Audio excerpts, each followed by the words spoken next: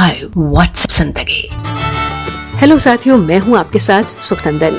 लेकर आई हूं रीना सिंह भारद्वाज की लिखी कहानी ईश्वर को देखें तो कहां देखें। व्हाट्सएप जिंदगी। एक 7 वर्षीय बालक ने अपनी माँ से पूछा, माँ, ईश्वर कहाँ दिखेंगे? माँ ने भी बालक का मन रखने के लिए कह दिया, ईश्वर पहाड़ी वाले मंदिर में ही दिखेंगे।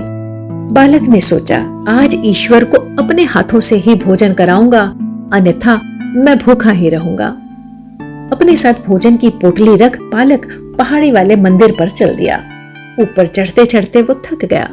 मंदिर पर पहुंचकर वो मंदिर परिसर की सीढ़ियों पर ही ईश्वर के इंतजार में बैठ गया। तभी उसकी नजर एक वृद्ध पर पड़ी जो मंदिर परिसर में चिड़ियों को दाना डाल रहे थे।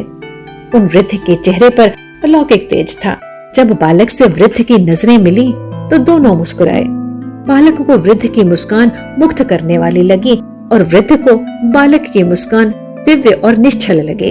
दोनों एक दूसरे के पास बैठे। बालक को लगा यही ईश्वर है। तुरंत अपनी पोटली से भोजन निकालकर वृद्ध को अपने हाथों से खिलाया। वृद्ध भी भाव विभोर होकर बालक के हाथों से निवाला खाकर गदगद हो गए। दोनों ने भोजन समाप्त किया। बालक खुशी खुशी अपने घर की ओर चल दिया और घर पहुंचकर माँ को बताया, माँ, आज मैं ईश्वर से मिला। उन्हें अपने हाथों से भोजन खिलाया। उनकी मुस्कान बहुत ही अलौकिक है। उधर वृद्ध भी अपने घर पहुंचा और अपनी पत्नी से बोला, आज ईश्वर ने मेरी पुकार सुन ले। मेरी इच्छा थी कि आज उन्हीं के हाथों से भोजन का निवाला खाऊंगा।